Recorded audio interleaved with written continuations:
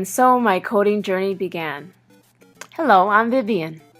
Welcome to my Coetail final project video. To organize the points in this video, I thought I would draw connections between my project to the SAMR model of technology integration. We covered so much in Coetail. I learned a massive amount and grew so much as an educator, it would be hard to speak about it all.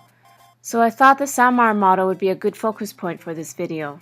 Coetail to me is about learning to push our comfort zones in terms of what authentic learning and teaching is, and harnessing technology when and where it's appropriate. In order to do this, we look at the SAMR model of technology integration. Our aim as educators is to hit on the high end of the model called redefinition. Redefinition levels happen when technology allows for the creation of new tasks previously inconceivable. For my Coetail final project, I wanted to see how technology could be used to teach students how to code. It only takes a few minutes of surfing ed technology websites to realize that computer coding as a school subject is a popular and debatable discussion point. Supporters of the idea, like the organization Code.org, believe that it is an important 21st century skill that needs to be learned to fill in an expected gap of 1 million computer programmers in the next 5 years. There are a number of ways where I've seen that technology has enabled new tasks. Self-directed learning, student choice, global connections, student voice. Self-directed learning means students are learning starting where they are at. As teachers, we give out a lot of formative tasks in order to learn where our students' abilities are. Technology in many cases is able to do this more quickly, more deeply, and more often. Redefinition levels are reached when students are administrating their own formative assessments, and appropriate activities are matched up for them without the need of a teacher. The height of this is the gamification of learning.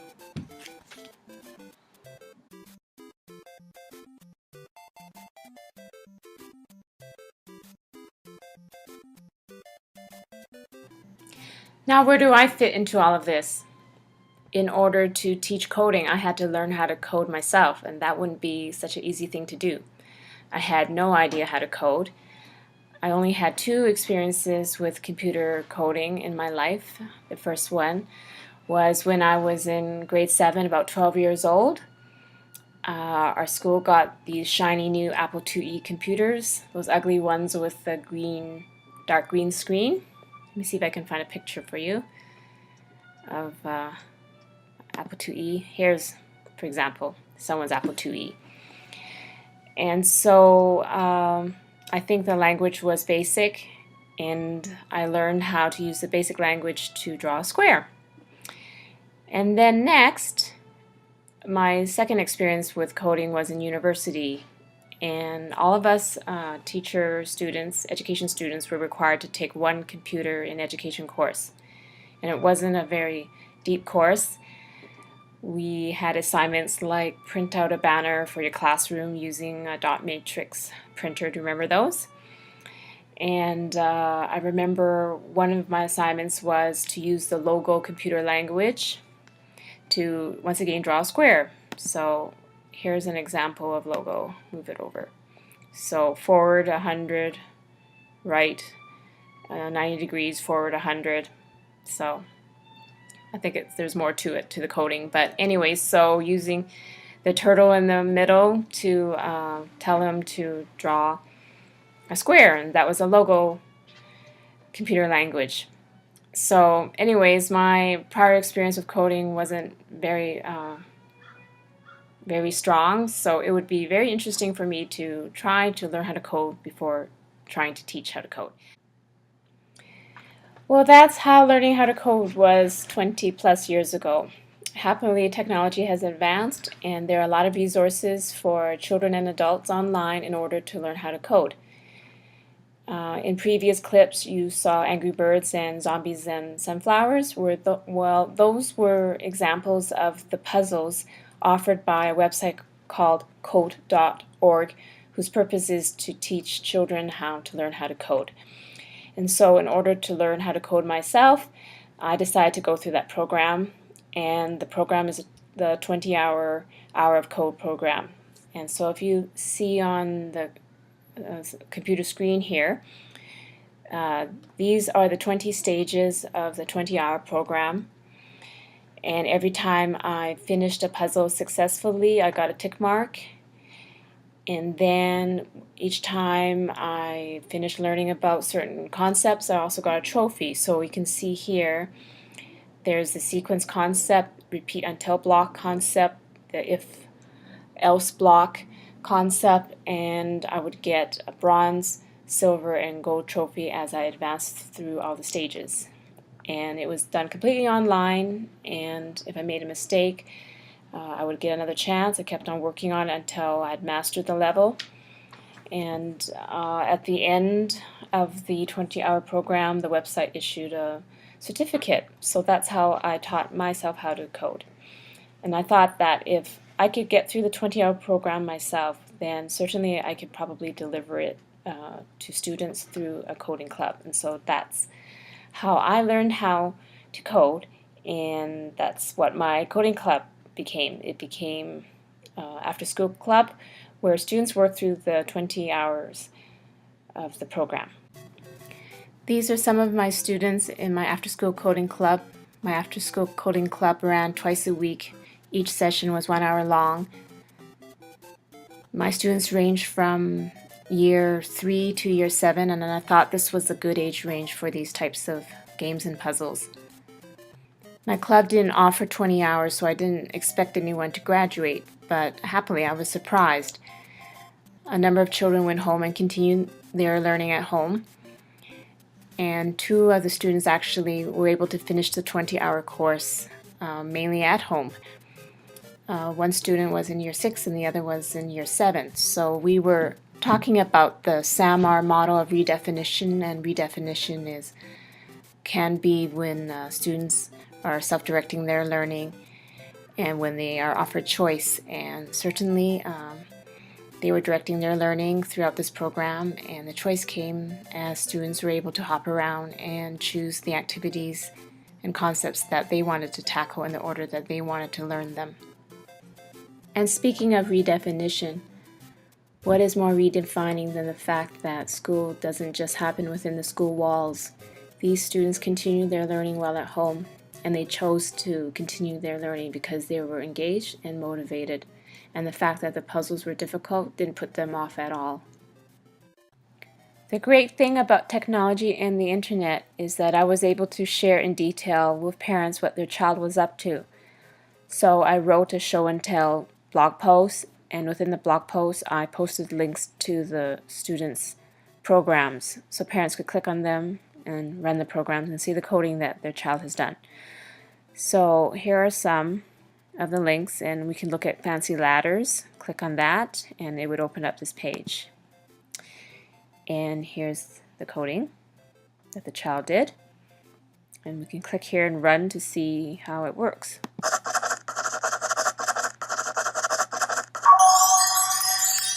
And if we click here, we can see the equivalent in the JavaScript language. As you can see, the JavaScript language is quite complex with spaces and brackets. But Code.org uses these jigsaw puzzles that snap together, so learning how to code is much more accessible to children. In the elementary school curriculum, I believe the students should quickly transition from learning to code to coding to learn. Students in elementary school are given open-ended opportunities to show their learning as they desire. Coding should be one of their options for showing their learning. In the past, students might show their learning through writing a poem, making a poster, creating a diorama. Now they have the additional option of coding to create an animation, a video game, a digital story, an interactive card, and much, much more. Code.org is great for teaching students how to code. In our club, once the students got the hang of the skill of snapping together blocks to write computer code, I transitioned them to Scratch software. Scratch software was developed by MIT to teach students how to code. In fact, they were the original inventors of the idea of children snapping together blocks to write computer code. I don't think there is a Coetailer that hasn't heard Mitch Resnick's TED Talk. Mitch was one of the pioneers of the Scratch programming language. In his TED Talk, he talks about students coding to learn. As kids are creating projects like this, they're learning to code, but even more importantly, they're coding to learn. Because as they learn to code, it enables them to learn many other things, opens up many new opportunities for learning. Again, it's useful to make an analogy to reading and writing.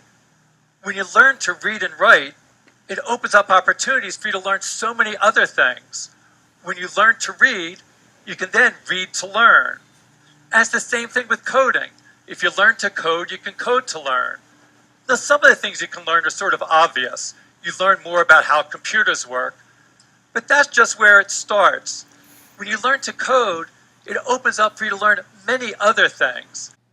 In order to learn the Scratch programming language, I joined a free online course offered by MIT called Learning Creative Learning. One of the highlights of the course was when I wrote a blog post about my learning.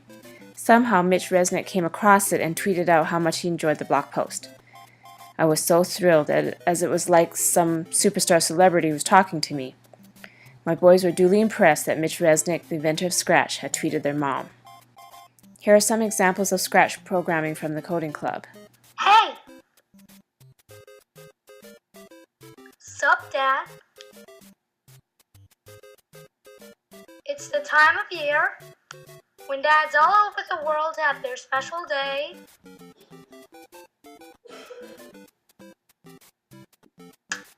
Happy Father's Day! After we got the hang of Scratch, we then moved into using Scratch to control robotics. This alligator is programmed using Scratch to close its mouth when it senses something near its teeth.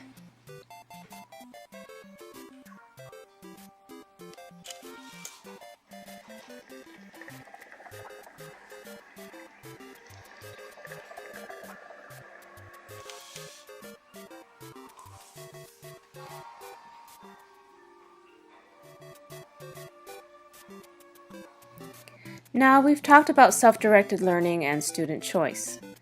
The next thing on my list of things that are redefinition and technology integration is global connections. Scratch programming has an online community, just like Coetail. Scratchers share their projects with others. Everyone can see the coding behind the projects and copy them into their own projects. Everything is for sharing by default. Scratchers can like and comment on projects. The community is not only children either. There are lots of teens and adults on there too. So students are truly learning through global connections.